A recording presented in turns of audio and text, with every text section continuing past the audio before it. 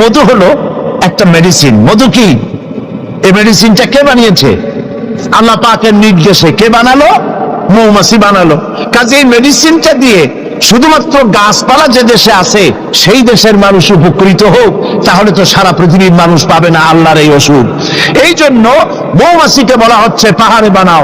পাহাড় হয় মরুভূমির ভিতরে বেশি হয়, এই পাহাড়ের গায়ে গিয়ে চাক বানাও। ওয়ামিনা সাজারে, আর কাছে চাক বানাও। ওয়ামিম্মা ইয়ারিসুন, আর বিল্ডিং এর কার্নিশের তলায় গিয়ে চাক বানাও। ইচ্ছা করুন এই তিন জায়গায় চাক বানাও। এই তিন জায়গায় চাক বানাতে গিয়ে মৌমাছি 4টা বিজ্ঞান দেখাইলো। হচ্ছে কেমিস্ট্রি।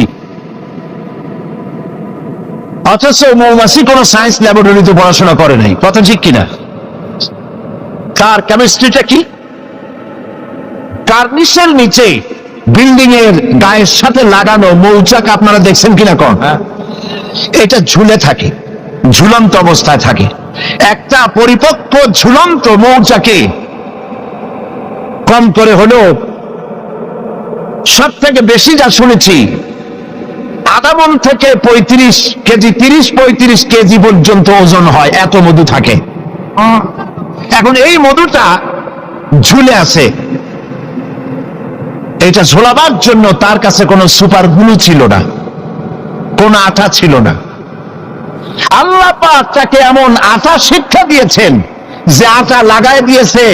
লাগাবার পর মৌমাছি সেখানে মধু দিয়া 20 কেজি, 30 কেজি, 35 কেজি পর্যন্ত হইল, অথচ ছিঁড়ে পড়লো না। ঠিক কিনা বলেন?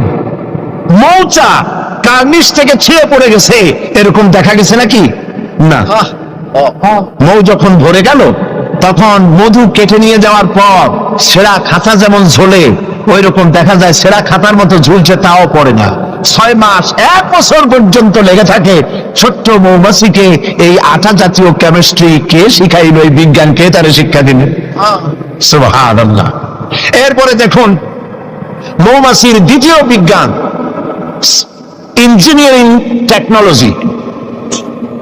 মৌমাছি বাসা বানালো। সেই বাসা 6 কোণ বিশিষ্ট চেম্বার। এক একটা চেম্বার 6টা কোণ।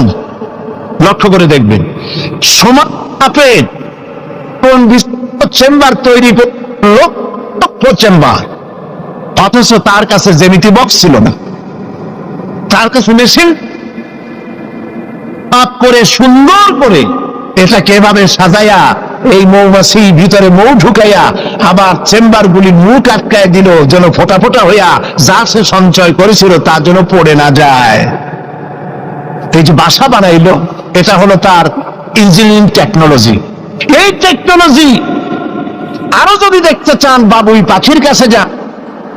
বাবুই পাখিরে ডাকি বলিছে চড়াই, উড়ে ঘরে থেকে করো শিল্পের বড়াই। যদিও বাবুই পাখি, চড়ুই পাখি বাবুই পাখি যেটা বলেছে আসলে শিল্পের বড়াই করার মতো। এই যে চতুর্দিক থেকে পাতাগুলি ছিঁড়ে এনে যে বাসা বাবুই পাখি বানালো, আগেই কোন সুবহানাল্লাহ। এই বাসা শুধু বাসা নয়, এর মধ্যে বেডরুম আছে, এর মধ্যে ডাইনিং রুম আছে, মাস্টার বেডরুম আছে, শুধু টয়লেট নাই। নিচ দিয়ে ঢুকবে, আবার ব্যাকডোর দিয়ে নিচের থেকে আক্রান্ত হলে ব্যাকডোর দিয়ে পালাবার ব্যবস্থাও আছে।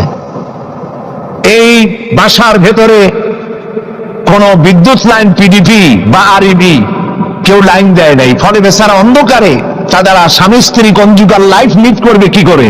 সেজন্য ওর মাথার মধ্যে আল্লাহ এমন বুদ্ধি দিলেন, কিছু কাদা এনে বাসার ভেতরে কাদা লাগিয়ে জোনাকি পোকা 5-6টা ধরে এনে মাথা ভিতরে ঢুকায়া পাছা বাইর করে দিয়ে রেখেছে। অটোমেটিক 0 পাওয়ারের বাল্ব তৈরি হয়ে গেছে। ইঞ্জিনিয়ারিং টেকনোলজি আর কারে বলে? আমার দেশের ইঞ্জিনিয়ার যারা আছেন, এই রকমের বাসা বানানো তো দূরের কথা, ভালো করে বাসাটা খুলুন তো দেখি বুঝবো আপনি কেমন খুলতে পারেন।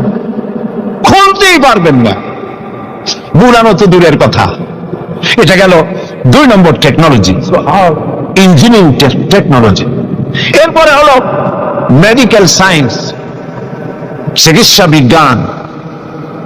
আল্লাহ রাব্বুল আলামিন মৌমাছিকে বলছেন সুম্মা কুলি মিন কুল্লি সামারাতি ফাসলুকি সুবুলা বিকা দুলুলা, সব রকমের ফুল থেকে মধু চুষে নাও আর তোমার রবের নির্ধারিত পথে চলতে থাকো। সব রকমের ফুল থেকে মধু আহরণ করে মৌমাছি আহরণ করে এক জায়গায় রাখলো, পয়জন হলো না, এটা মানুষের জন্য সেবা হয়ে গেল। আর মধু কখনো নষ্ট হয় না, কখনো পচে না।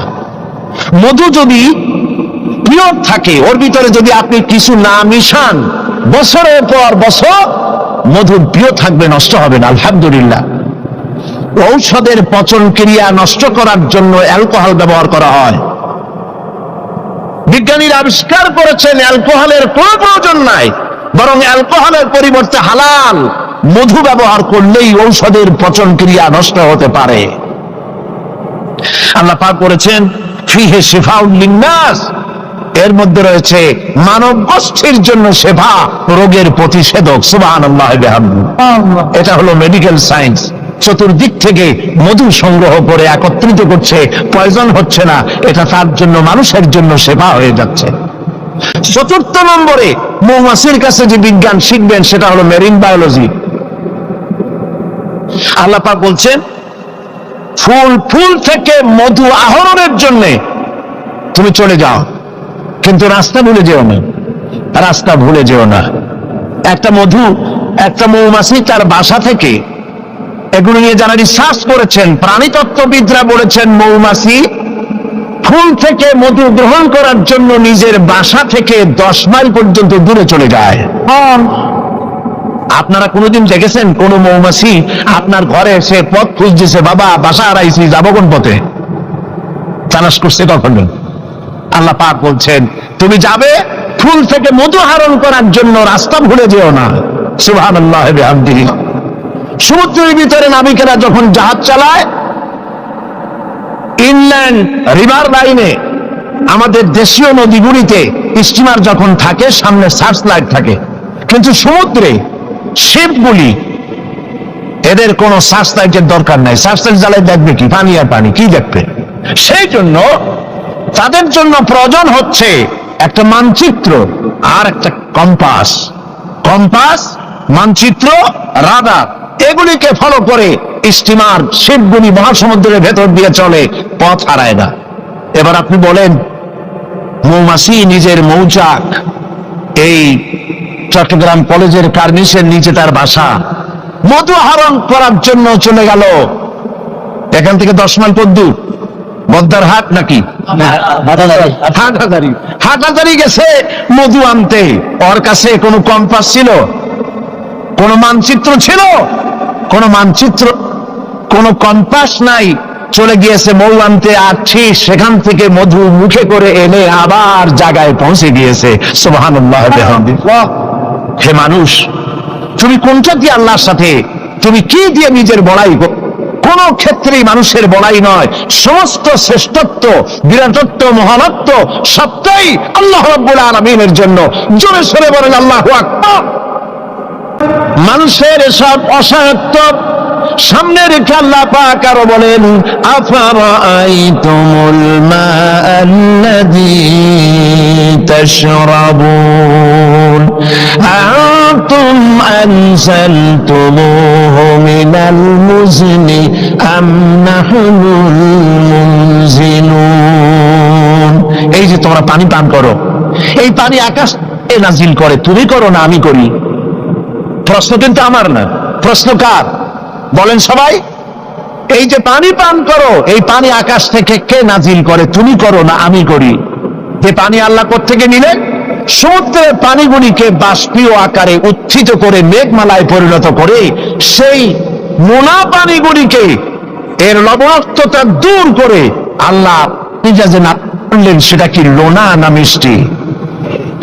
আল্লাহ পাক বলেন লাউ নাশাউ জাআলনাহু উজাজান ফালাউলা তাশকুরুন।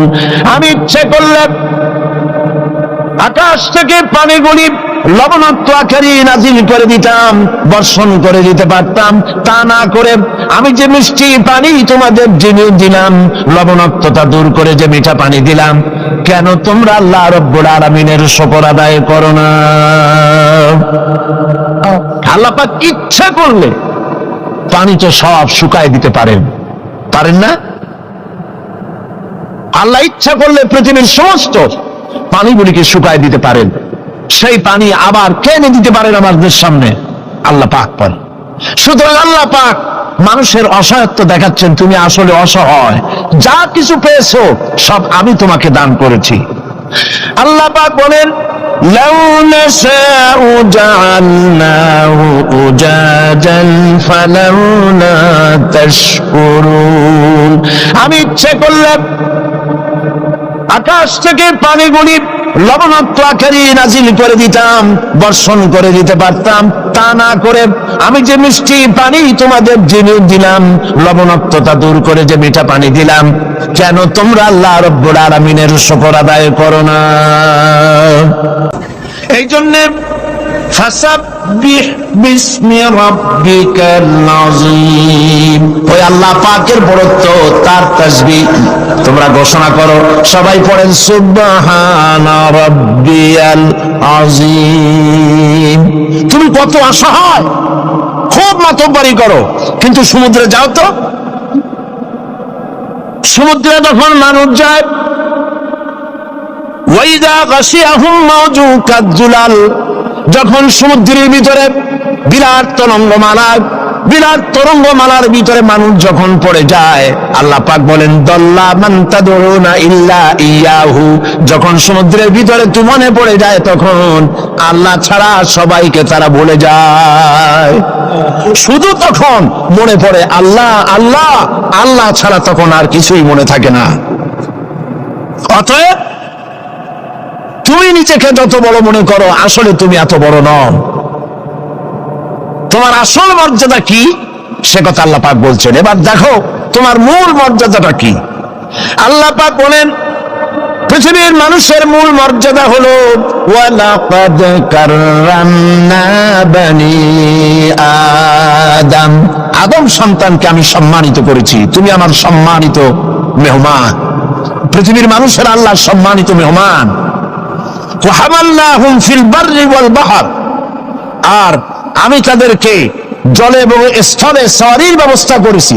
ওয়ারাযাকনাহুম মিনাত তাইয়্যিবাত, আর উত্তম হালাল খাদ্য আমি তোমাদেরকে দান করেছি। সুবহানাল্লাহ বিহামদিহি। সম্মানিত মেহমান, সেই জন্য আল্লাহ যত খাবার দিলেন, সমস্ত খাবারগুলি ঢেকে ঢুকে সুন্দর করে আমাদের সামনে পরিবেশন করেছেন। সুবহানাল্লাহ বলে। সম্মানিত মেহমানের সামনে খোলা খাবার নেওয়া ভদ্রতার বাইরে, আমরাও তা করি না, ঢেকে ঢুকে নেই। আর আল্লাহ পাক এই মানুষকে সম্মানিত করেছেন বলে যত খাবার দিলেন, সমস্ত খাবারগুলি ঢেকে দিয়েছেন। আম আল্লাহ কভার করেছেন, কাঁঠালকে কভার করেছেন, কলাকে কভার করেছেন, বেলকে কভার করেছেন। যত খাবার দিলেন, সমস্ত খাবারগুলিকে রব্বুল আলামিন কভার করে, সম্মান করে, সুন্দর করে ঢেকে ঢুকে মানুষের সামনে পেশ করলেন। তোমার মর্যাদা, মানুষের আসল মর্যাদা হলো, মানুষের আসল মর্যাদা আল্লাহ পাক দিয়েছেন, তোমাকে আমি সম্মানিত জাত হিসাবে পৃথিবীতে তৈরি করেছি। এটাই হলো তোমার মূল সম্মান। এখন আল্লাহ পাক মানুষকে যে মর্যাদা দান করেছেন, সে মর্যাদা বুঝতে না পেরে তারা এক আল্লাহকে বাদ দিয়ে আরো অনেক খোদা তারা বানিয়ে নেয়। ধর্মনিরপেক্ষ মতবাদে যারা বিশ্বাসী, তাদের খোদা হয় পৃথিবীতে চারটা। তারা চার ইলাহে বিশ্বাস করে। সবাই বলে নাউজুবিল্লাহ। এই ধর্মনিরপেক্ষ মতবাদ কি এবং সংস্কৃতি মূল আমাদের কোনটি, এ বিষয়ে আমি আজকে কথা বলবো ইনশাআল্লাহ। ধর্মনিরপেক্ষতায় যারা বিশ্বাস করে, তাদের ইলাহ হয় চারটা: স্বদেশ, স্বজাতি, নিজস্ব জ্ঞান আর প্রবৃত্তির অনুসরণ। দেশকে তারা নিজেদের মায়ের মতো মনে করে, দেশ মাতৃকা বলে। আমরা দেশকে মা বলি না, মাতৃভূমি বলি, জন্মভূমি বলি। কিন্তু একথা আমরা বলি না, ও মা তোমার তরে ঠেকাই মাথা। এই কথা কি আমরা বলি? এটা আমাদের কথা নয়। সুতরাং তারা দেশের জন্য তো জীবন দিতে পারে, কিন্তু আল্লাহর জন্য তারা কিছুই করতে পারে না। দেশপ্রেম তো নিশ্চয়ই ভালো, কিন্তু দেশকে পূজা করা নিশ্চয়ই ভালো নয়।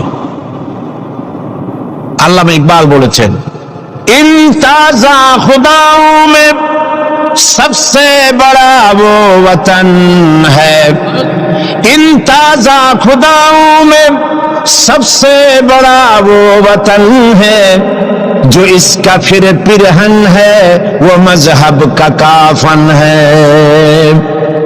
এই চার খোদার মধ্যে তাদের বড় খোদা হলো, তাজা খোদা হলো নিজেদের স্বদেশ। স্বদেশের জন্য সবই করতে পারে, কিন্তু এই দেশটি যিনি দিলেন তার জন্য একটা সেজদা দিতেও রাজি নয়।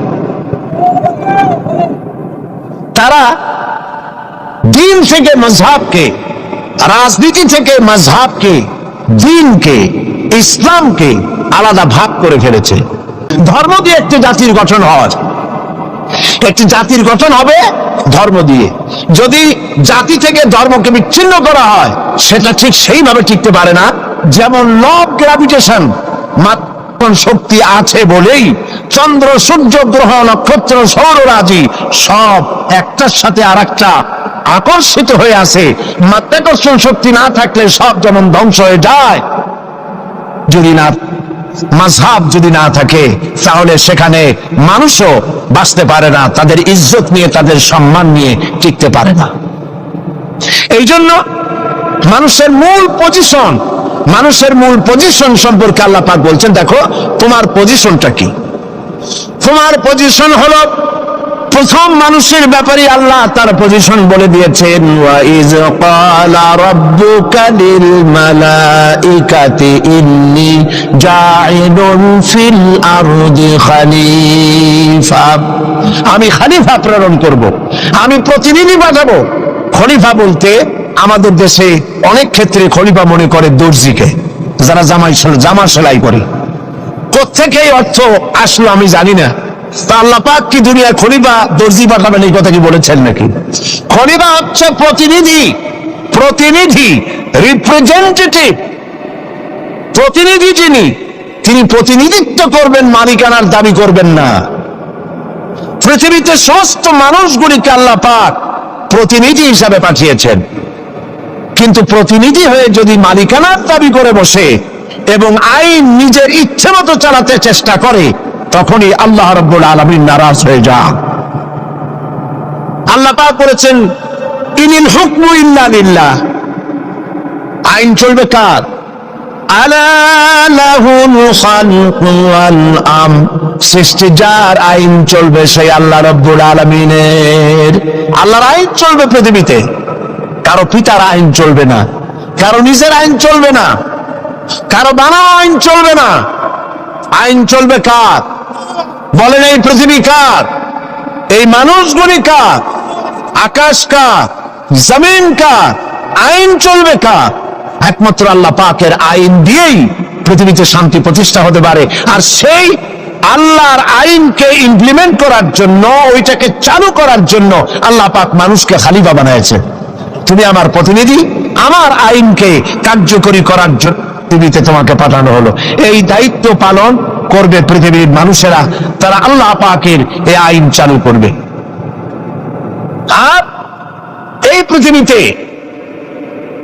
আল্লাহর আইন দিয়ে মানুষ পরিচালিত হতে পারবে শান্তিপূর্ণভাবে।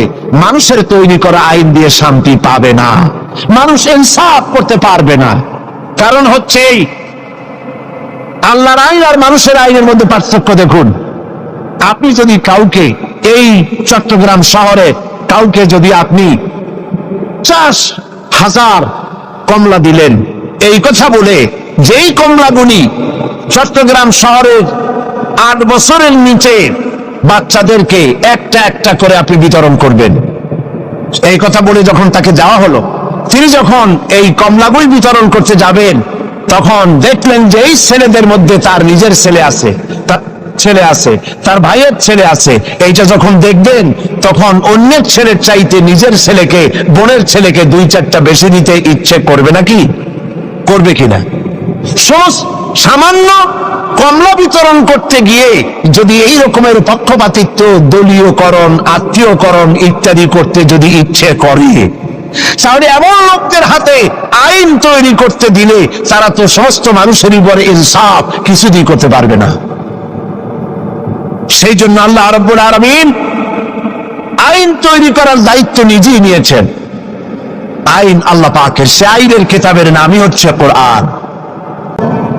আমাদের দেশে বর্ষবরণ পয়লা বৈশাখ, বর্ষবরণের ব্যাপারে, পয়লা বৈশাখের ব্যাপারে আমাদের কোনো আপত্তি নাই। পয়লা বৈশাখ মানুষ দোয়া করেন, কোরআন শরীফ পড়েন, দরুদ পড়েন, দোয়া করেন। আপনি বার্ষিক হিসাব কিতাব চালু করেন, ব্যবসার হিসাব কিতাব করেন, বছরের প্রথম দিন, বাংলা বর্ষের প্রথম দিন, কোনো অসুবিধা নাই।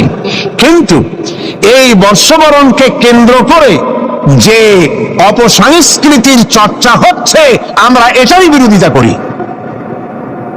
কথা বুঝে আসছে কিনা? কিন্তু এক শ্রেণীর বুদ্ধিজীবী, তথাকথিত বুদ্ধিজীবী মানে পরজীবী, বুদ্ধিজীবী তো বোঝেন কারে কয়?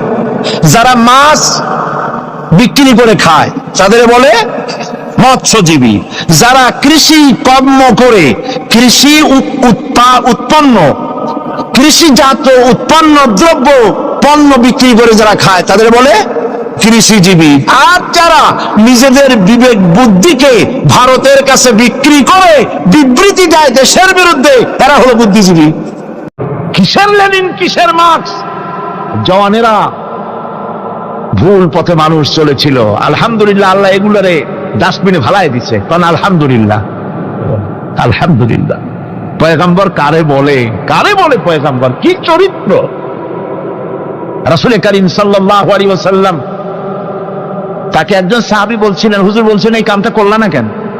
সাহাবী বললেন, হুজুর আপনি যদি চোখের ইশারায় বলতেন মুখ দিয়ে না কইয়া, তাও তো আমি কামটা করে ফেলতাম, আমি তো বুঝি নাই। হুজুর বললেন, চোখের ঠারে ঠারে কাজ করা নবুয়তের শান নয়। আল ওয়াদুহু ওয়াস সারাহা, নবীরা যা করেন তা ডাইরেক্ট, কোনো বক্রতা নাই, স্পষ্ট কথা। আমার ভাইরা, হযরত ইউসুফ আলাইহিস সালাম বিনিয়ামিনকে কাছে নিয়ে পরিচয় দিলেন তার ভাইদের সামনে। কোরআনে কারীম বলছে, ক্বালা আনা ইউসুফ ওয়া হাদা আখি قد من الله علينا إنه من يتقي ويصبر فإن الله لا يضيع أجر المحسنين। আমি ইউসুফ আর এই হচ্ছে আমার ভাই। আল্লাহ আমাদের উপর ইহসান করেছেন। প্রকৃতপক্ষে যারা আল্লাহকে ভয় করে এবং সবর এখতিয়ার করে, আল্লাহ এভাবে তাদেরকে, তাদের আমলকে নিষ্ফল হতে দেন না। আমার এই জামাটা নিয়ে যাও। হযরত ইয়াকুব আলাইহিস সালাম, কলিজার টুকরা সন্তান ইউসুফ আলাইহিস সালামের বিরহ যন্ত্রণায় ছেলেকে কতদিন দেখে না, কাঁদতে কাঁদতে চোখ দুটো অন্ধ হয়ে গেছে। মিশর থেকে কেনানের দিকে জামা রওনা হয়েছে। কোথায় মিশর, কোথায় কেনান? জামা যখন রওনা হয়ে গেছে, হযরত ইয়াকুব বলতেছেন, আমি যেন আমার ইউসুফের গন্ধ নাকে পেতেছি। জামা চলে এলো, চোখের উপরে রাখলেন, আল্লাহ রাব্বুল আলামিন তাকে চক্ষুষ্মান বানায়া দিলেন। ভাইরা আমার, পয়গম্বরেরা সবর করে গোটা দুনিয়ার মানুষের সামনে দৃষ্টান্ত সেট করেছেন সবর কারে কয়। আমার ভাইরা, হযরত ইব্রাহিম আলাইহিস সালামের কথা আল্লাহ পাক কোরআনে কারিমে বলছেন সবর কারে কয়। দেখো, শেখো সবর কারে কয়। আল্লাহ পাক বললেন, ইব্রাহিম তোমার বিবি আর তোমার নবজাতক এই সন্তানকে রেখে আসো মক্কা নগরীতে। তিনি চলে গেলেন, সেখানে ঘর নাই, বাড়ি নাই, কিচ্ছু নাই, চতুর্দিকে ধুধু বালু আর মরুভূমি। হযরতে হাজরা বলছেন, ইব্রাহিম সামান্য পানি আর খাবার দিয়া আমার সন্তান শুদ্ধ এখানে রেখে যেতেছো, আমি কি অপরাধ করেছি? কোনো জবাব নাই। দুইবার তিনবার বলার পরে হাজরা বলছেন, ইব্রাহিম গো, তবে কি আমার আল্লাহর হুকুম মতো আমারে রেখে যাচ্ছ নাকি? হযরত ইব্রাহিম আকাশের দিকে আঙ্গুল উঁচু করলেন। কথা বলবেন, বাক শক্তি বেরোচ্ছে না। 80 বছর বয়সের সময় একটা বাচ্চা আল্লাহ তারে দিছেন। আর এমন বাচ্চা, পয়গম্বরের ছেলে, কি সুন্দর চেহারা, মরুভূমির উপরে ফালাই দিয়ে রওনা হয়ে যাচ্ছেন। মুখ দিয়া কথা সরছে না, আকাশের দিকে দেখালেন। হযরত হাজরা বুঝতে পারলেন। হযরত হাজরা বলেন, ইব্রাহিম, কোনো চিন্তা নাই, নিশ্চিন্ত মনে বাড়ি ফিরে যাও। আমি আমার আল্লাহর উপরে এতটা ভরসা করি, আল্লাহর হুকুমে যদি আমার এখানে রেখে যেয়ে থাকো, ওই আল্লাহ পাক আমাকে আর আমার কলিজার টুকরা ইসমাইলকে পানিতে আর খাবারে মারবেন না, অবশ্যই তিনি ব্যবস্থা করবেন। ব্যবস্থা হয়ে গেল। হযরত ইসমাইল বড় হয়ে গেলেন। আল্লাহ পাক অর্ডার করলেন, জবাহ করো ছেলেকে। হযরত ইব্রাহিম আলাইহিস সালাম যখন জবাহের প্রস্তাব করলেন, হযরত ইসমাইল তা আপত্তি করতেন। বাবাজি, আমার মায়ের আর আমাকে বাচ্চা অবস্থায় ফেলে গেলেন, খাবার দেন নাই, পরার দেন নাই, বছরের পর বছর আমাদের এখানে কাটলো, দেখতেও আসেন নাই, আজ আসছেন জবাহ দিতে। এটা কেমন কথা? কি ধরনের বাপ আপনি? এরকম বলছে নাকি? এরকম বলছে? হযরত ইব্রাহিম আলাইহিস সালাম প্রস্তাবটা কিভাবে পারলেন? আল্লাহ পাক কোরআনে কারিমের দৃষ্টান্ত রেখে দিয়েছেন। আল্লাহ পাক বলছেন, হযরত ইব্রাহিম ছেলেকে বললেন, ইয়া বুনাইয়া, হে আমার কলিজার টুকরা লাডলা, হে আমার কলিজার টুকরা সন্তান, ইন্নী আরা ফিল মানাম আন্নী আযবাহুক, আমি স্বপ্নে দেখছি আমি যেন তোমাকে জবাহ করতেছি। ফানজুর মাযা তারা, তোমার রায় কি বলো? আমি তো স্বপ্নে দেখছি যে আমি তোমার জবাহ করতেছি, এখন তোমার রায় কি, তোমার মত কি? হযরত ইসমাঈল আলাইহিস সালাম শুনিয়া দিলেন দৌড়, নাকি? না, হযরত ইসমাঈল আলাইহিস সালাম ধৈর্যের প্রতীক। তিনি কি কথা বললেন?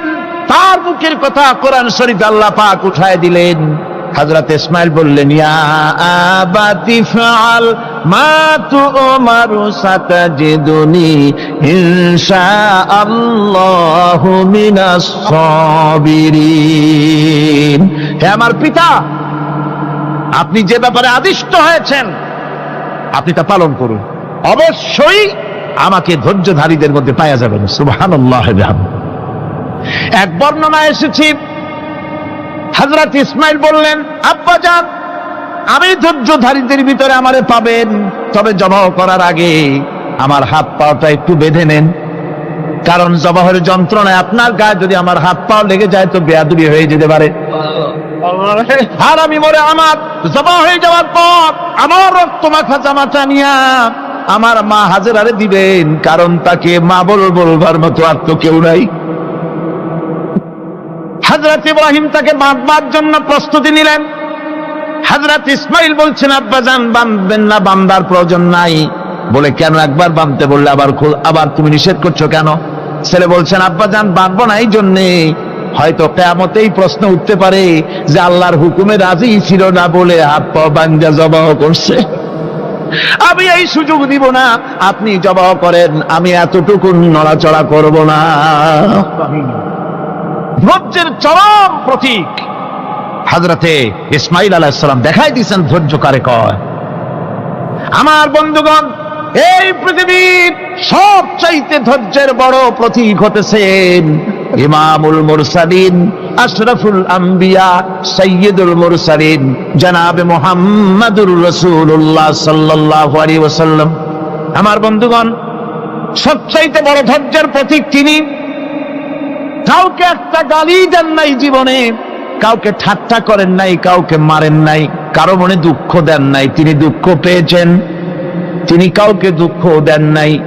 তিনি কষ্ট পেয়েছেন, কাউকে কষ্ট দেন নাই। আমার ভাইয়েরা, তায়েফের ময়দান, আমার নিজের চোখে তায়েফে যেদিন আমি তায়েফ দেখলাম, আমি তায়েফে ঢুকেছি, জীবনে কোনোদিন যাই নাই। রমজান মোবারকে আমি সেখানে গেলাম। আমাকে বসার জন্য তারা নিয়ে যাবে। আমি বললাম আগে বসবো না, আমারে আগে নিয়ে যাও, আমার নবীকে কোন জায়গায় ওরা মেরেছিল সেই জায়গাটা দেখাও। তাইফের সেই গলিতে যখন আমি গিয়েছি, দুই দিকে পাহাড় দাঁড়ানো, তাইফের লোক আমার সাথে ছিল, তারা বলল এই জায়গাটা প্রথম যেখানে চতুর্দিক থেকে নবীজিকে পাথর মারছিল আর আল্লাহর নবী বেহুশ হয়ে পড়ে গিয়েছিলেন।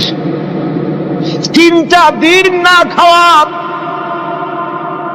হযরতে খাদিজা নাই, আবু তালিব নাই, মক্কায় জায়গা নাই পা রাখার। নবীজি 3টা দিন ঘুরলেন। নেতারা বলল তুমি যদি নবী হবে তো এতিম হলে কেন? আল্লাহ নবী বানাবার জন্য কি একটা ধনী মানুষ পায় না? তোমার মতো এতিম আর গরিবের নবী বানাইলো কেন? আল্লাহ নবী 3 দিন পর যখন দেখলেন কেউ দাওয়াত শোনে না, কেউ মানে না, কেউ গ্রহণ করে না, তখন তিনি নেতাদের অনুরোধ করলেন ঠিক আছে দাওয়াত তো কবুল করলে না, তবে একটা কাজ করো, অন্তত আমি যে তায়েফে আসছিলাম এই খবরটা মক্কায় দিও না, ওরা আরো অত্যাচার বাড়ায় দেবে। এই কাফিরগুলি খবর তো মক্কায় পাঠালো আর সমস্ত যুবকদেরকে লেলিয়ে দিল। যুবকেরা চতুর্দিকে দাঁড়াইছে, রাসূলকে পাথর মারা শুরু করে দিল। আমি যখন রেল লাইনের থেকে হাঁটি, যখন রেল লাইন কোনো সময় দেখি, রেলের পাথরগুলি, রেল লাইনের পাথরগুলি দেখলেই আমার মাথায় যেন কেন তাইফের কথা মনে এসে যায়। আরে মানুষের গায়ে পাথর মারলে কি অবস্থার সৃষ্টি হয়? পাথর নূরের শরীর, রহমতের শরীর, কিটি কিটি রক্ত ঝরছে। নবীজিকে জোর করে উঠাইয়া জবরদস্তি করে হাঁটার জন্য তারা ধাক্কা মারতেছে। আবার কিছু দূরে গিয়ে নবীজি আবার বেহুশ হয়ে পড়েছেন। এইখান থেকে আবার উঠাইছে, আবার ধাক্কা মারতেছে। 3 নম্বরের আর একটা জায়গা আছে যেখানে ভাঙ্গা একটা মসজিদ। তাইফের লোকেরা আমাকে বলল এই জায়গাটা হলো শেষ জায়গা যেখানে রাসূল করিম 3য়-বারের মতো বেহুশ হয়েছিলেন, এখানেই হুজুরের রক্ত ঝরেছে বেশি। 2 রাকাত নামাজ পড়লাম, সিজদায় পড়ে এমন কান্না কাঁদলাম আল্লাহর কাছে। নবীজি যখন হুঁশ এসেছে, হযরতে জিবরাইল বলেন ইয়া রাসূলুল্লাহ, আপনার এই কষ্ট দেখে ফেরেশতারা কাঁদতেছে, আপনি অনুমতি দিয়ে দেন এই 2 পাহাড়কে মিলাইয়া সমস্ত তায়েফবাসী কাফেরগুলি মাটির সাথে মিশাইয়া দেই। নবীজি বললেন জিবরাইল, আমি যদি হুকুম করি আর আমার হুকুম মতো যদি এই কাম করো, একটা কাফেরও যদি না বাঁচে তাহলে কার মুখে পৌঁছাবো লা ইলাহা ইল্লাল্লাহু মুহাম্মাদুর রাসূলুল্লাহ। আমার ভাইরা, হুজুর সাল্লাল্লাহু আলাইহি ওয়াসাল্লাম উঠে বসলেন। এমন সময় হযরতে যায়েদ শরীরের রক্তগুলি মুছে দিতেছেন। হুজুর সাল্লাল্লাহু আলাইহি ওয়াসাল্লাম বসে 2খানা হাত উত্তোলন করলেন। নবীজির চোখ থেকে পানি গড়ায় পড়তেছে। আরে কেউ নাই, আল্লাহ ছাড়া কেউ নাই সাহায্য করার। নবীজি হাত তুলে মোনাজাত করতেছেন, চোখ দিয়া পানি পড়ে দাড়ি ভিজে পড়তেছে, গায়ে দিয়া রক্ত ঝরতেছে। নবীজি কি দোয়াটা করলেন? বদদোয়া করলেন না, গজব দিতে বললেন না। নবীজি দোয়া করলেন রব্বুল আলামিন, এই তায়েফের লোকেরা আজকে আমার সাথে যে ব্যবহারটা করেছে, ওরা বোঝে নাই যে আমি তোমার নবী, ওরা বোঝে নাই যে আমি তোমার রাসূল, না বুঝে আমার উপরে যে অত্যাচারটা করলো, আল্লাহ তুমি এই জন্য রাগ করে এই তায়েফে তুমি গজব দিও না। আল্লাহ পাক পরবর্তী সময় হুজুরকে স্মরণ করাই দিলেন, ওয়া মা আরসালনাকা ইল্লা রাহমাতাল লিল আলামিন। ও নবী, আপনি হচ্ছেন আমার সমস্ত সৃষ্টি জগতের জন্য, আপনি আমার রহমত, আমার গোটা বিশ্বের জন্য আপনার, আমার সৃষ্টি জগতের জন্য আপনি আমার করুণা। একটা লোক রাসূলের এই কষ্ট দেখে বাগান থেকে 1 গ্লাস আঙ্গুরের শরবত এনে হাজির করেছে। এত কষ্টের পর 3 দিনের না খাওয়া আঙ্গুরের একটা শরবত পাইয়া হুজুর খুব খুশি হলেন। শরবত গ্লাস পান করে হুজুর বলছেন, তোমার নাম না আত্তাস? তিনি বলছেন, হ্যাঁ হুজুর আমার নাম আত্তাস। তোমার বাড়ি না ইউনূস আলাইহিস সালামের গ্রামে? বলে হ্যাঁ আমার বাড়ি সেই গ্রামে। তা আপনি কি করে জানলেন আমার নাম আব্বাস আর আমার বাড়ি ইউনূস আলাইহিস সালামের জায়গা, আপনি জানলেন কি করে? হুজুর বললেন, আমি নবী, হযরত ইউনূস নবী, একজন নবীর খবর আর একজন নবীর কাছে থাকে। রাসূল করিম সাল্লাল্লাহু আলাইহি ওয়াসাল্লাম সবর ইখতিয়ার করেছিলেন, ধৈর্য অবলম্বন করেছিলেন, আর আল্লাহ পাক তাকে নির্দেশ করেছেন সবর করো। ওয়াত্তাবি' মা ইউহা ইলাইকা ওয়াসবির হাত্তা ইয়াহকুম আল্লাহ। তুমি কেবল সেই জিনিসের অনুসরণ করো যা আমি তোমার প্রতি অবতীর্ণ করেছি। আমি আপনার উপরে যেটা অবতীর্ণ করেছি ওটা অনুসরণ করুন, আর সবর ইখতিয়ার করুন যতক্ষণ না আল্লাহর পক্ষ থেকে চূড়ান্ত ফয়সালা না আসে। ধৈর্য ধরুন, ধৈর্য ধরুন। আমার ভাইরা, কাফেরদের নির্যাতনের মোকাবেলায় আল্লাহ পাক তার হাবিবকে সান্ত্বনা দিয়েছেন। যখন কাফেররা নির্যাতন করতেছে, হারে হযরতে বেলাল নির্যাতিত, হযরতে সুমাইয়া নির্যাতিতা, হযরতে খাব্বাব, হযরতে খুবাইব, হযরতে আম্মার রিদওয়ানুল্লাহি তাআলা আলাইহিম আজমাইন, এত মার হতেছে। হযরতে ওমর হযরতে খাব্বাব রাদিয়াল্লাহু তাআলা আনহুকে খোলা গায়ে দেখে বলছিলেন, খাব্বাব রে, তোমার পিঠে এত গর্ত কেন? এত গর্তওয়ালা পিঠ তো আমি মানুষের দেখি নাই, এত চিকুন কোমরওয়ালা মানুষও তো দেখি নাই। তিনি বলেছেন, ওমর তুমি কি ভুলে গেছো? ইসলাম কবুল করার অপরাধী কাফির বেঈমানেরা আগুন জ্বালায়া আংটা আগুনের উপরে আমাকে চিৎ করে শোয়াছে। আমি যেন নড়াচড়া করতে না পারি সেজন্য আমার বুকের উপরে পাথর চাপা দিয়ে রেখেছিল। গায়ের চর্বি আর রক্ত গলে গলে পড়ে আগুন নিবেছে, আর আগুন গোশত পুড়ে যে পিঠের মধ্যে প্রবেশ করেছিল আজও পর্যন্ত পিঠের সেই গর্ত সেরে যায় নাই। এভাবে অত্যাচার হচ্ছিল সাহাবীদের উপর। আল্লাহ রাব্বুল আলামিন তার হাবিবকে সান্ত্বনা দিলেন, ওয়াসবির ওয়া মা সাবরুকা ইল্লা বিল্লাহি ওয়া লা তাহজান আলাইহিম ওয়া লা তাকু ফি যায়কিম মিম্মা ইয়ামকুরুন। হে রাসূল, সবরের সাথে কাজ করতে থাকুন। আপনার এই সবরের তৌফিক তো আল্লাহই দিয়েছেন, আর ওদের সমস্ত ষড়যন্ত্র, ওদের অপকৌশলে আপনি দুঃখিত হবেন না, চিন্তা করবেন না, ভারাক্রান্ত হবেন না। আপনি নিশ্চিত থাকুন। ওয়াসবির লিহুকমি রাব্বিকা ফাইন্নাকা বিআয়ুনিনা। হে নবী, আপনার রবের চূড়ান্ত ফয়সালা আসা পর্যন্ত ধৈর্য ধারণ করুন। আপনি তো আমার চোখের সামনে। সুবহানাল্লাহ, সুবহানাল্লাহ। আপনি আমার চোখের সামনে। কে আপনাকে কি করবে আমি দেখবো না? সুবহানাল্লাহ। মন্ত্রী যদি, এই সলিমুদ্দিন মার্কা মন্ত্রী যত আছে, এই মন্ত্রীরা যদি ব্যথাতে ভয় কিসের? আমি তোকে দেখছি না? সাহসটা কেমন বাড়ে, কেমন বাড়ে সাহস। আরে কোনো মন্ত্রী ছাতা মাতা না, কোন প্রেসিডেন্ট রাজা বাদশা না, আকাশ আর জমিনের মালিক আমার আল্লাহ রাব্বুল আলামিন বলছেন, হাবিব কোন চিন্তা নাই, আপনি আমার চোখের সামনে। ওরা চায় আপনাকে দুনিয়া থেকে মিটাই দিতে, আর আমি চাই ওয়ারাফানা লাকা যিকরাক, আপনার প্রশংসা তো হবে গোটা বিশ্ব জুড়ে, সর্বত্র ছড়িয়ে যাবে আপনার নাম। সুবহানাল্লাহি বিহামদিহি। আল্লাহ পাক অন্যত্র বলেছেন, ওয়ালাকাদ কুযযিবাত রুসুলুম মিন ক্বাবলিকা ফাসাবারু আলা মা কুযযিবু ওয়া উযু হাত্তা আতাহুম নাসরুনা। হে মুহাম্মদ সাল্লাল্লাহু আলাইহি ওয়াসাল্লাম, আপনার পূর্বে অসংখ্য নবী রাসূল এই পৃথিবীতে আসছে এবং জুলুম আর নির্যাতনের শিকার তারা হয়েছেন।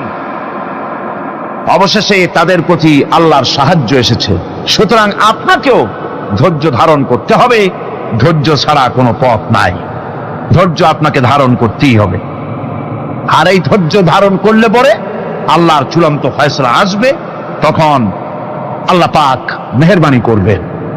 আমার ভাইরা, এই ধৈর্য পৃথিবীর সমস্ত পয়গম্বররা ধৈর্য অবলম্বন করেছেন, কখনো অধৈর্য হন নাই।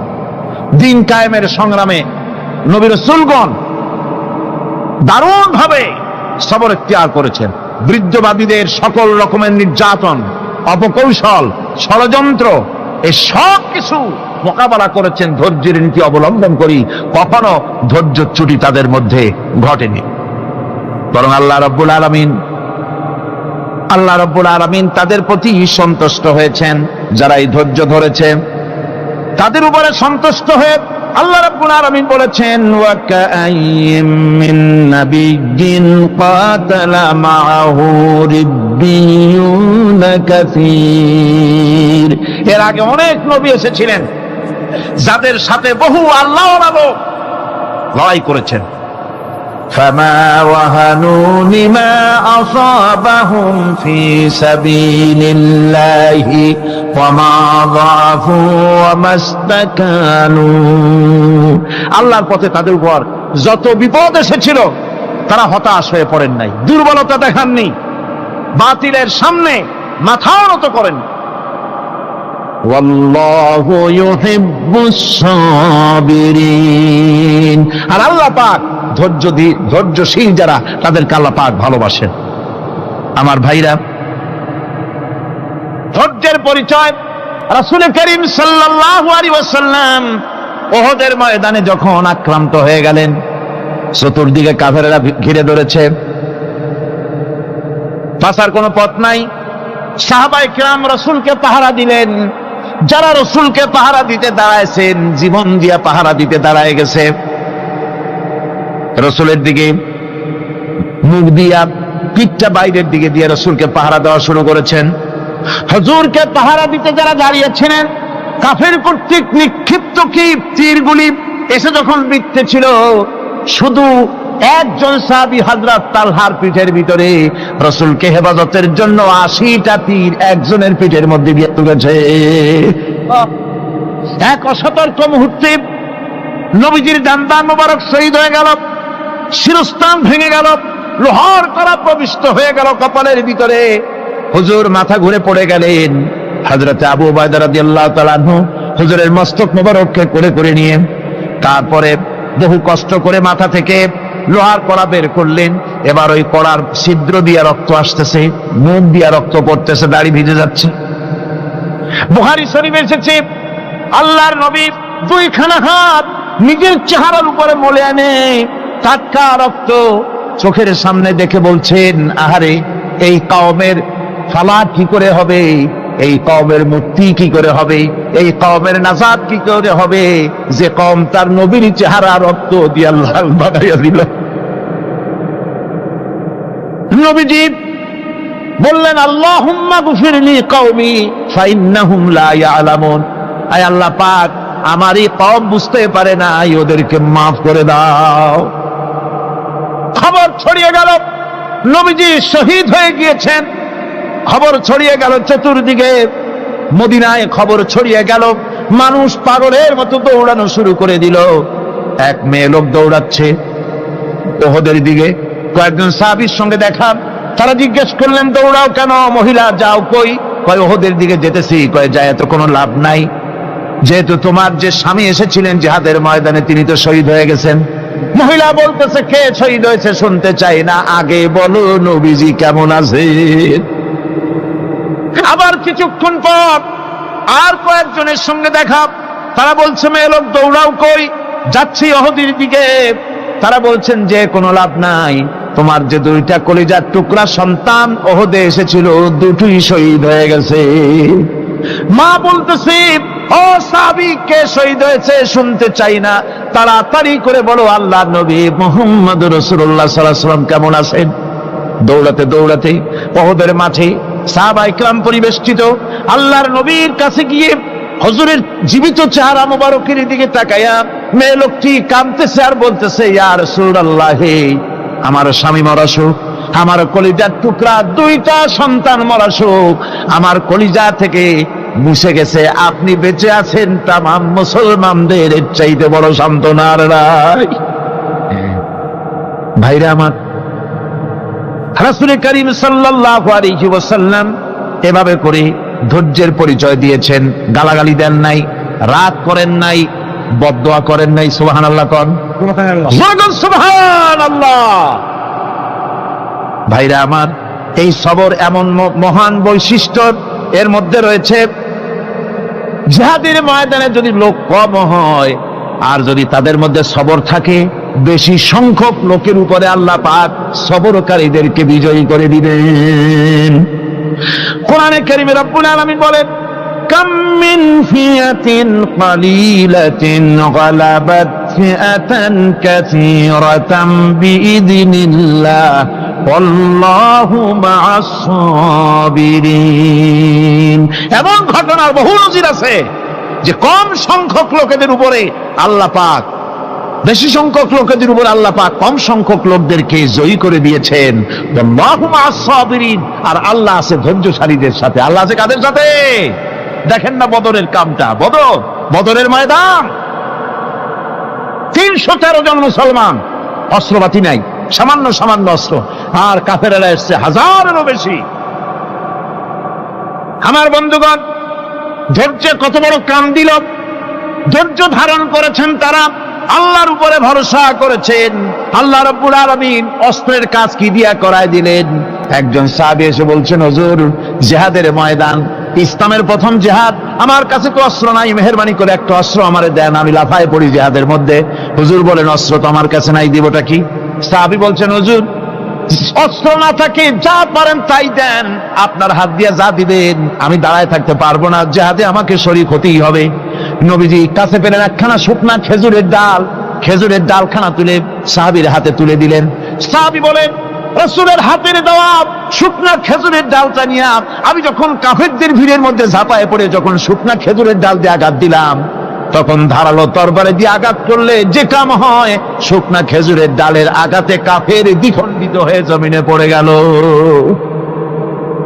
ভাইরা আমার, আল্লাহ রাব্বুল আলামিন সবর যারা করে, সংখ্যা যদি কম হয়, আল্লাহ পাক তাদেরকে বিজয়ী করে দেবেন, এই ওয়াদা আল্লাহ রাব্বুল আলামিন করেছেন। এই সবরের গুণ ছাড়া জান্নাতেও প্রবেশ করা যাবে না। সবর যদি না থাকে বেহেশতে যাওয়া যাবে না। ভালো করে মনে রাখেন, আল্লাহ পাক বলছেন, আম্মা হাসিবতুম আন তাদখুলুল জান্নাতা ওয়া লাম্মা ইয়া'লামিল্লাহুল্লাযীনা জাহাদু মিনকুম ওয়া ইয়া'লামাস সাবিরিন। তোমরা কি মনে করেছো এমনি বেহেশতে চলে যাবা? এটা কি মামু বাড়ির আবদার নাকি? এমনি বেহেশতে চলে যাবা? অথচ আল্লাহ রাব্বুল আলামিন এখনো দেখেন নেননি যে তোমাদের মধ্যে কারা জিহাদ করতে প্রস্তুত, কারা তোমাদের মধ্যে জিহাদ করে জান দেওয়ার জন্য প্রস্তুত, আর কারা ধৈর্যধারী, এটা তো আল্লাহ এখনো দেখে নেন নাই। সুতরাং হক এবং বাতিলের সংগ্রামে লিপ্ত হতে হবে। আল্লাহ দেখতে চান কারা জীবন দিতে চায়।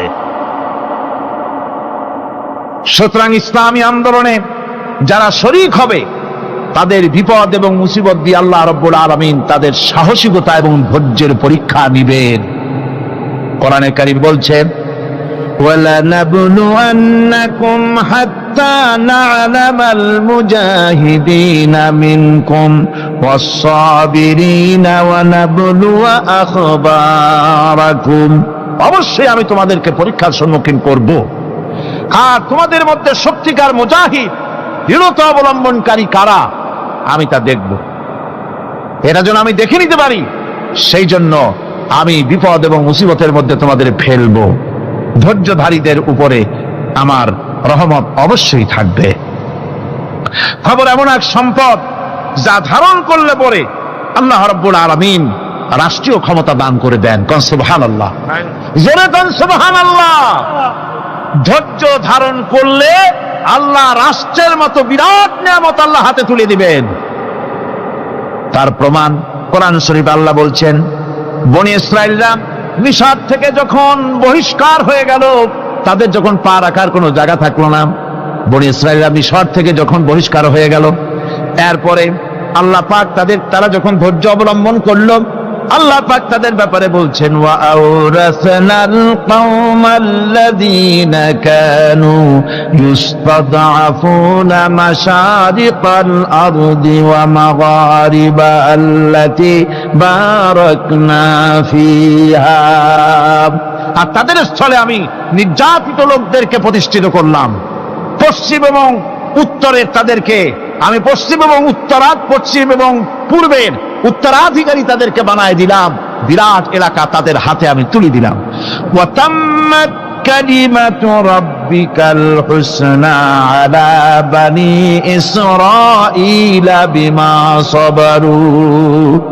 আর এভাবে করে আল্লাহ পাক তার কথাকে পূর্ণ করলেন বনি ইসরায়েলদের উপরে সবর এখতিয়ার করার জন্য, ধৈর্য ধরার কারণে আল্লাহ পাক রাষ্ট্রের মালিক তাদের বানায় দিলেন। যেরকম সুবহানাল্লাহ। সবর যদি করা হয় তো যুদ্ধ যদি বাদে, যদি জাহাজ শুরু হয়ে যায়, আল্লাহ পাক বলেছেন ফেরেশতা দিয়ে সাহায্য করবে।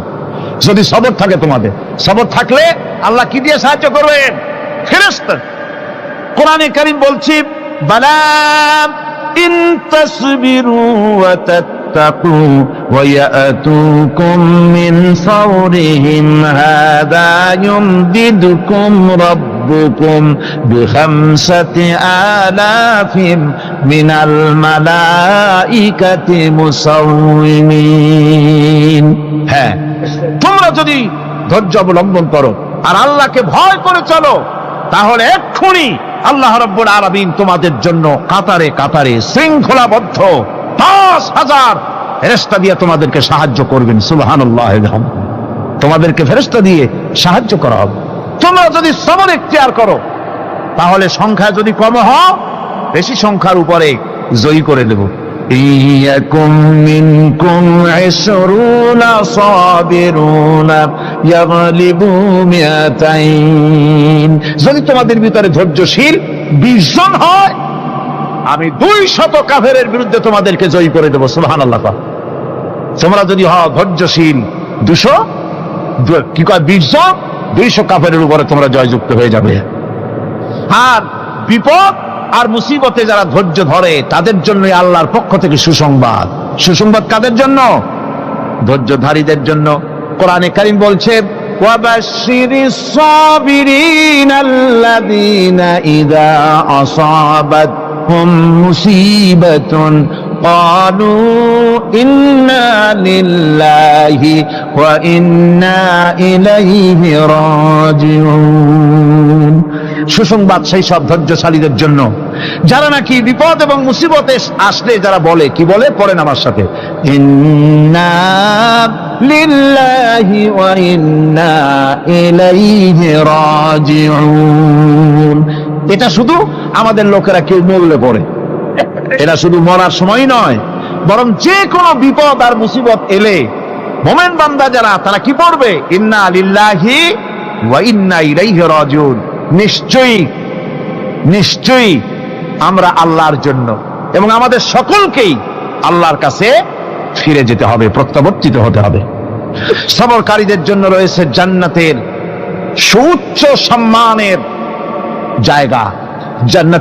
জান্নাতে সবচেয়ে সম্মানজনক জায়গা আল্লাহ রাব্বুল আলামিন ধৈর্যশালীদেরকে দান করবেন।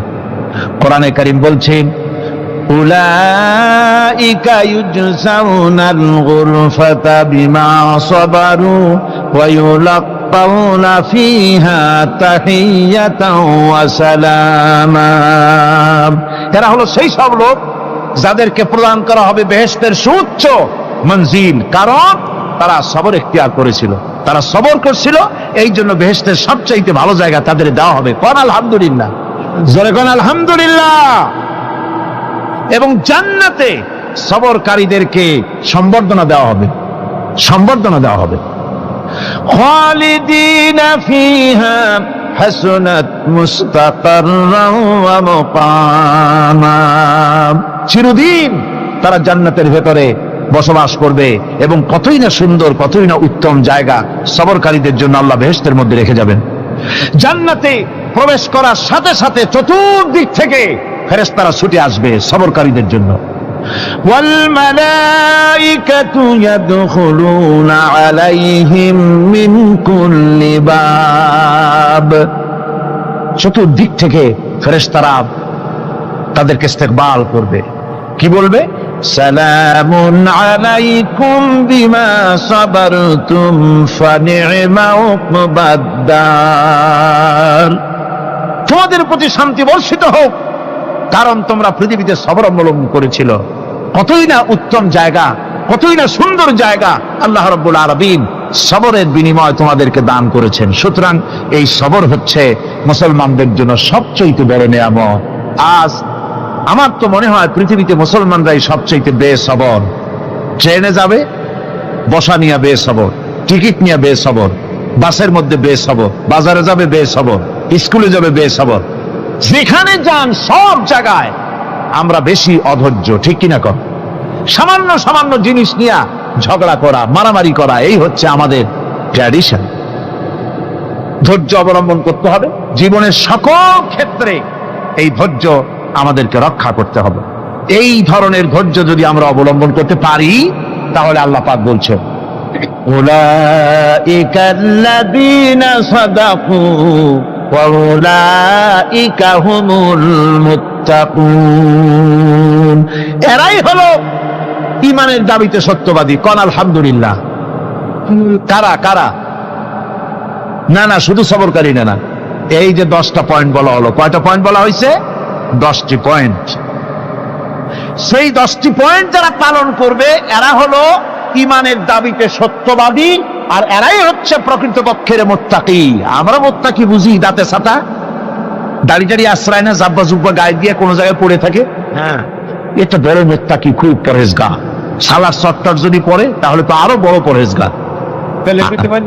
জি, আর যদি কাপড় চোপড় মোটেও না থাকে তাহলে তো খাজা বাবা হয়ে গেল।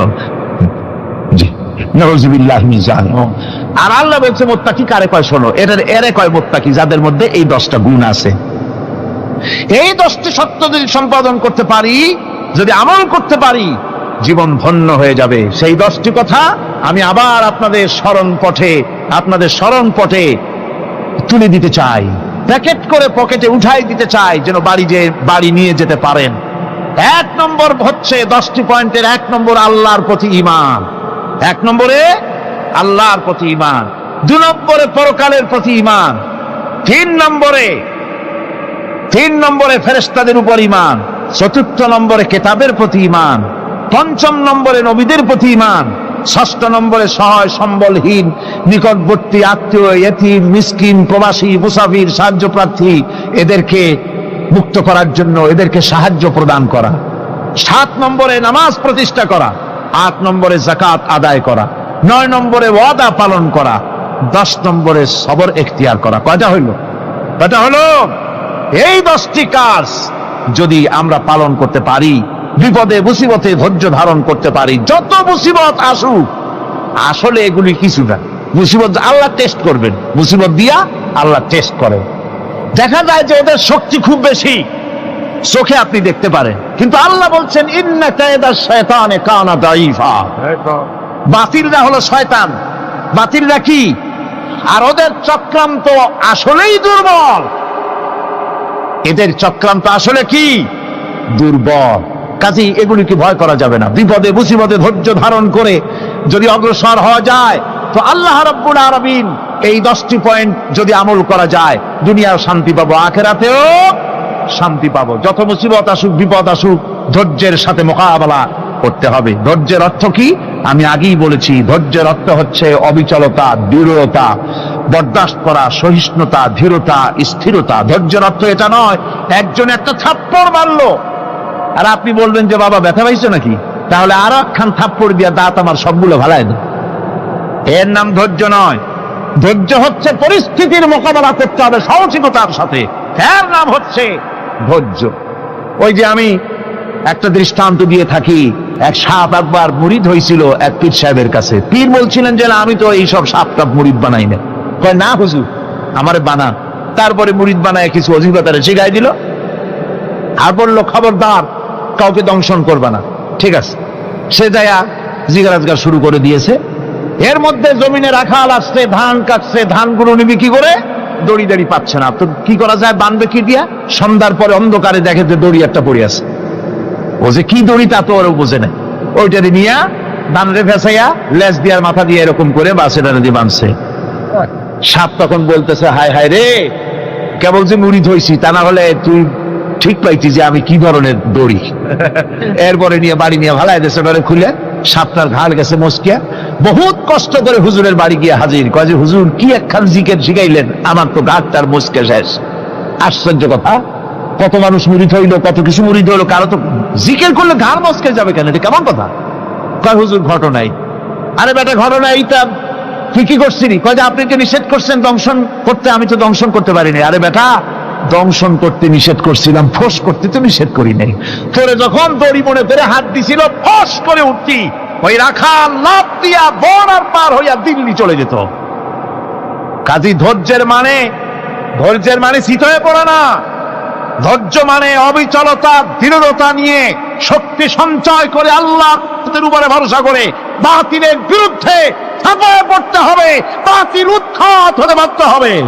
অনাটনে, বিপদে, মুসিবতে আর হক আর বাতিলের সংঘর্ষ চলাকালীন ধৈর্য ধারণ করা, এটা হলো সবচাইতে একটা বড় কোয়ালিটি। কোরআনে কারিমে সবর শব্দটি সবচাইতে বেশি ব্যবহার করা হয়েছে। সর্বাধিক ব্যবহৃত শব্দ কোনটি? সবর। সবর আরবি একটি মৌলিক শব্দ, এমন একটি মৌলিক শব্দ যার তাৎপর্য অন্য কোন ভাষা দিয়া খবরটা বললে যেমন বোঝানো যায়, অন্য কোন ভাষা দিয়া এটার অর্থ করে এটার হক আদায় করা সম্ভব না।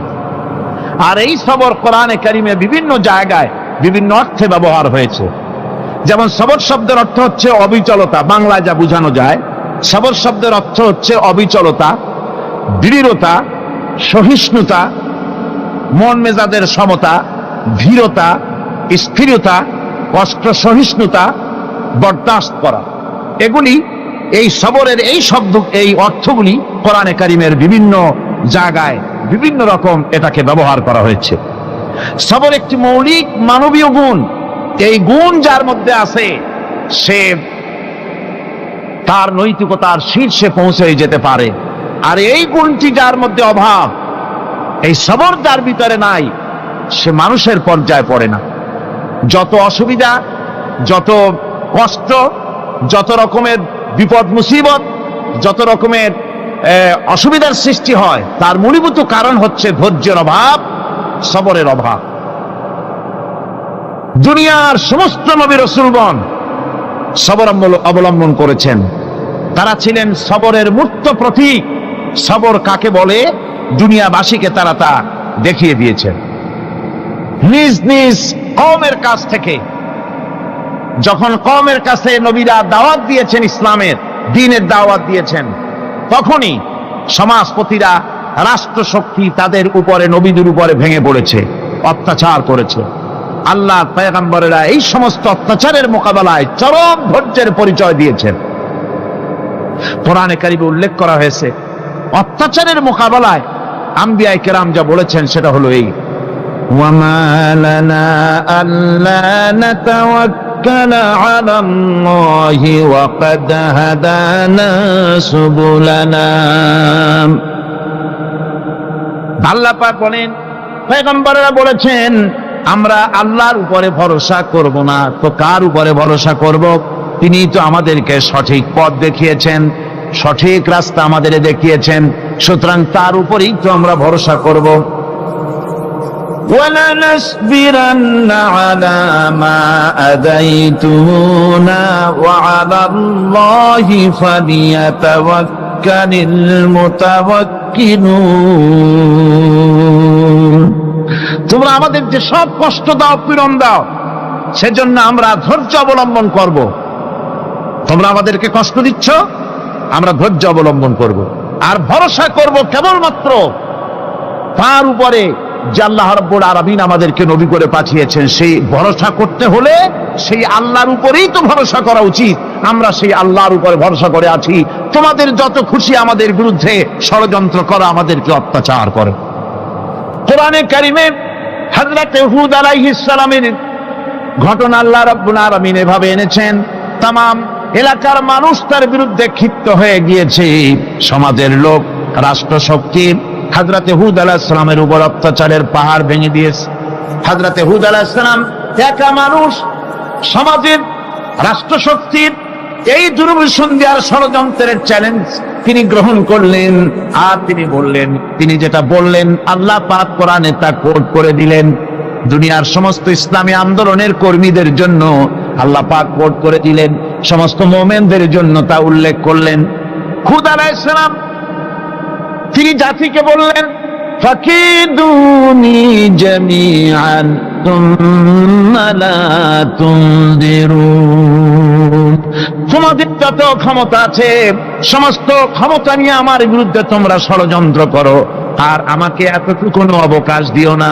আমি সেই আল্লাহ রাব্বুল আলামিনের উপরে ভরসা করেছি, যার কুদরতি হাতের ভিতরে আমার জান, আর গোটা পৃথিবীর সমস্ত প্রাণীর জান যার কুদরতি হাতের মধ্যে। যার হাতের ভিতরে গোটা পৃথিবীর সমস্ত জান, সে আল্লাহর উপরে ভরসা করেছি, যা খুশি তোমরা আমার বিরুদ্ধে করতে পারো। সুবহানাল্লাহ। এটার নাম হলো ঈমান, এটার নাম সবর, এটার নাম ধৈর্য। এই ধৈর্য আসে ঈমানে কামেল হলে পরে এবং আল্লাহর উপরে পরিপূর্ণ বিশ্বাস হলে পরে। যদি কারো দিনের মধ্যে কথা বিশ্বাস থাকে যে আমার জন্য আল্লাহর পক্ষ থেকে যদি কোনো বুলেট নির্ধারণ করা থাকে, গোটা বিশ্ব যদি আমাকে পাহারা লাগায়, ওই বুলেট থেকে আমাকে বাঁচাইতে পারবে না। আর আমার জন্য যদি একটা বুলেট আল্লাহ কর্তৃক নির্ধারিত থাকে, তাহলে গোটা পৃথিবীর মানুষ চেষ্টা করেও সেই বুলেট থেকে আমাকে রক্ষা করতে পারবে না। এটার নাম হচ্ছে ঈমান। এই ঈমান যখন মানুষের মধ্যে সৃষ্টি হয়ে যায়, তখন সে বিপ্লবী শক্তিতে পরিণত হয়ে যায়। তার কাছে ভয় বলে কোনো জিনিস থাকে না, যেহেতু সে তো ভরসা করেছে এমন শক্তির কাছে যার চাইতে প্রচন্ড ক্ষমতা আকাশেও কারো নাই, জমিনেও। তিনি কে? জোরে চিল্লায় বলেন, তিনি কে? আমার বন্ধুগণ, রাসূল করিম সাল্লাল্লাহু আলাইহি ওয়াসাল্লাম হিজরতের রাতে সূর পাহাড়ের গাড়ে সওরের কাছে যখন চলে গেছেন, হজরে রক্ত হয়ে হয়ে আসতেছে। হযরতে আবু বকর রাদিয়াল্লাহু তাআলা আনহু বলছেন, হে আল্লাহর রাসূল, এখন আর অগ্রসর হওয়া ঠিক হবে না, বেলা উঠে গেলে ধরা পড়ে যাব। এখানে গুহা আছে, ভিতরে প্রবেশ করি। হযরতে আবু বকর রাসূলের সম্মতি পেয়ে হযরতে আবু বকর রাদিয়াল্লাহু তাআলা আনহু বলছেন, ইয়া রাসূলুল্লাহ, পাহাড়িয়া গুহা, সাপ বিচ্ছু থাকতে পারে, আমাকে অনুমতি দেন, আমি আগে ভিতরে ঢুকে সাফ করে আপনাকে ডাকি। ভিতরটা সাফ করে তিনি ডাকলেন। রাসূল করিম ভিতরে ঢুকে বলছেন, আবু বকর, পাহাড় বেয়ে বেয়ে বড্ড কষ্ট হয়েছে, একটু বসো, তোমার উরুর উপরে মাথা রেখে আমি একটু ঘুমাইয়া যাই। আল্লাহর নবী আরাম ফরমাচ্ছিলেন। সকালবেলায় কাফির বেঈমানেরা যখন আস্তে আস্তে করে গুহা মুখে পৌঁছে গেছি, পায়ের চিহ্ন এখানে শেষ। তাদের নিশ্চিত ধারণা এর ভিতরে নবীজি আছেন। বলছে, বেরিয়ে আসো। একজন বলে নাই, আর একজন বলে আছে। এভাবে তাদের মধ্যে দ্বিমত হয়ে গেল। হযরতে আবু বকর বলছেন, ইয়া রাসূলুল্লাহ, আমরা তো ধরা পড়ে গেছি, আমাদের তো আর উপায় নাই। এ গুহাটা এতই অগভীর, শুয়ে যদি হাঁটু উঁচু করা যায় উপর থেকে দেখা যায়, বসলে পরে মাথা দেখা যায়, ধরা তো পড়ে গেছি, উপায় নাই। আল্লাহর নবী তখন তার হাবিব, তার বন্ধুকে কি বললেন? বিশ্ববাসীর জন্য আল্লাহ পাক কোরআনে তা উঠায় দিলেন। নবীজি তার বন্ধুকে ডেকে বললেন, লা তাহজান ইন্নাল্লাহা মা'ানা। ও আমার সাথী, কোনো চিন্তা করো না, ভয় পেও না, শঙ্কিত হয়েও না। আমরা মাইনরিটি নই, আমরাই মেজরিটি, কারণ আল্লাহ রাব্বুল আলামিন আমাদের সাথে আছেন। সুবহানাল্লাহ। এই চিন্তা, এই ধারণা যদি মানুষের মনের মধ্যে থাকে, তাহলে কখনোই তার মন দুর্বল হবে না, ঈমান দুর্বল হবে না। রব্বানা যালামনা আনফুসানা ওয়া ইন লাম তাগফির লানা ওয়া তারহামনা লানাকুনান্না মিনাল খাসিরিন।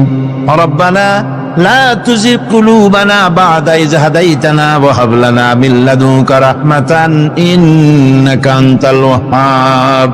আয় আল্লাহ তাআলা,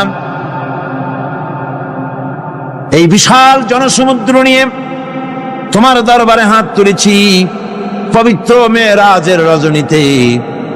আয় আল্লাহ, তুমি দয়া করে মেহেরবানি করে আমাদের আলোচনা, দুরুদ সালামের সওয়াব আমাদের বিশ্ব নবী তোমার প্রিয় হাবিব জনাবে মুহাম্মদ রাসূলুল্লাহ সাল্লাল্লাহু আলাইহি ওয়াসাল্লামের রূহ মুবারকে পৌঁছায়া দাও।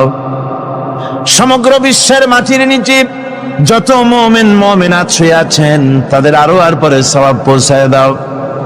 আমাদের মা বাপ যাদের দুনিয়া থেকে বিদায় হয়ে গেল, আল্লাহ কবরগুলিকে জান্নাতের টুকরায় পরিণত করে দাও। রব্বির হামহুমা কামা রব্বায়ানি সগীরা। পড়েন সবাই, রব্বির হামহুমা কামা রব্বায়ানি সগীরা। আয় আল্লাহ তাআলা, বহু মানুষ দোয়া চেয়েছি, কতজনের কত কষ্ট, কেউ হসপিটালে আছে, কারো অপারেশন হবে, কেউ বা মরে গেছে, কেউ বা মামলা মোকদ্দমায় আছে, কেউ বা পারিবারিক অশান্তিতে আছে। আল্লাহ, যিনি যেই নিয়তে দোয়া চেয়েছে মেহেরবানি করে সেই নেক নিয়ত তোমার দরবারে কবুল করে নাও।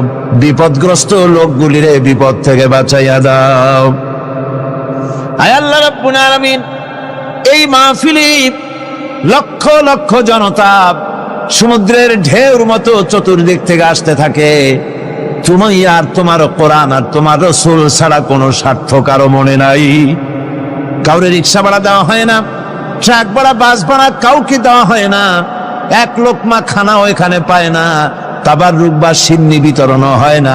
আয় আল্লাহ, নিঃস্বার্থ ভাবে এই লোকগুলি যাতায়াত করে। আল্লাহ, তোমার কোরআনের বরকতে সকলকে তুমি গুনাহ মুক্ত করে দাও। আয় আল্লাহ তাআলা, যাতায়াতটা আসান করে দিও, যাতায়াতের পথে কারো যেন কোনো বিপদ না হয়ে যায়। আয় আল্লাহ তাআলা, বাড়ি ঘর ফালায় আসে, বাড়ি ঘর তোমার ফেরেশতা দিয়ে তুমি হেফাজত করো। রব্বুল আলামিন, মা বোনেরাও কষ্ট করে আসে, আল্লাহ তুমি দয়া করে এ মাহফিলে যারা শরীক হয়, এ মাহফিলে কোরআনের মাহফিলে শরীক হওয়ার কারণে তোমার কাছে একটা দাবি করি। দাবিটা হলো, মেহেরবানি করে সব মানুষকে তোমার কাবা ঘর দেখাও। যারা উপস্থিত হয়েছে সকলকে তোমার হাবিবের রওজায় গিয়া সালাম দেওয়ার তৌফিক দাও। রব্বানা তাকাব্বাল মিন্না ইন্নাকা আনতাস সামিউল আলিম ওয়া তুব আলাইনা ইন্নাকা আনতাত তাওয়াবুর রহিম। সুবহানা রাব্বিকা রাব্বিল ইজ্জাতি আম্মা ইয়াসিফুন, সালামুন আলাল মুরসালিন, আলহামদুলিল্লাহি রাব্বিল আলামিন। ওয়াজআল আখিরা কালিমাতিনা ইনদাল মাউত লা ইলাহা ইল্লাল্লাহু মুহাম্মাদুর রাসূলুল্লাহ। আসসালামু আলাইকুম ওয়া রাহমাতুল্লাহ।